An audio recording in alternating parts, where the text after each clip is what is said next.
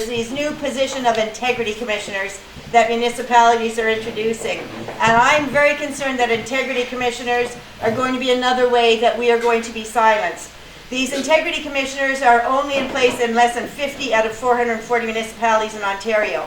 But the places where they've installed the integrity commissioners are, they're coming down on opposing voices on council. So you go in, you're a councillor, and you go in and you're against a bill that you're going to vote on, and you speak out against it before you go in.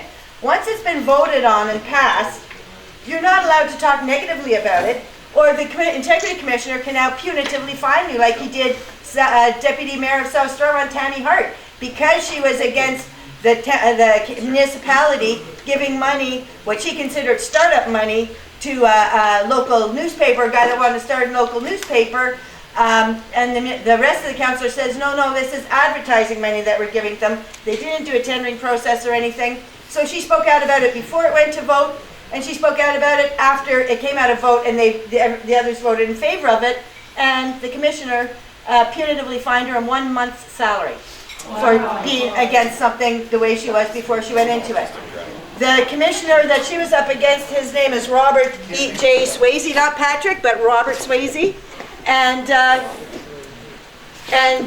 that, from there, it leads into electronic voting. Their municipality is also on electronic voting. And guess what? Russell Township, this municipal election, first time ever, no polling booths. We are only allowed email and phone-in, telephone phone-in. So on October 1st, when you read in the Ottawa Citizen that 300,000 MPAC voting cards in the City of Ottawa went astray, and on October 17th, when you read in the Globe and Mail that a whole whack of MPAC voting cards in Toronto went astray, we're only 11,000 eligible voters in Russell Township. Do you think we got 11,000 MPAC cards to us properly? The amount of people in the town of Russell that did not get voting cards, shameful, have lived there all their lives and didn't get voting cards, shameful. We got 4 French councillors elected because Embrun appeared to get their voting cards. You can only vote at home. You have no sanctuary of a voting booth anymore, so we all know that not every household is non-abusive. And so if you're a woman and want to vote a certain way, but you've got electronic voting available, do you think you're going to be able to go to the sanctuary of a voting booth? So the option of electronic voting should be done away with just on that. Not to mention that the people who do the electronic voting is a place called Skytel. The company name is Skytel. They're a European corporation. They're run out of Toronto. So is MPAC. So the electronic votes, when they do our voting, when we phone in or email in, it doesn't go to our local township. It goes to Toronto. So we have no way of scrutinizing anything.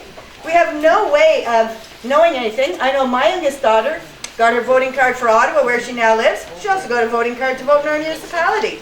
As long as I know her birthday and have her PIN number on the voting card, I could vote for her.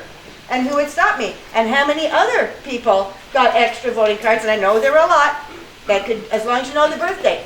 And what happened to all the missing voting cards that didn't get delivered? Did the mailman take them and go on Facebook and check and find people's birthdays and go online and vote using the PIN numbers matched up with birthdays? I mean, they're so easy for this to be defrauded, and we have absolutely no control.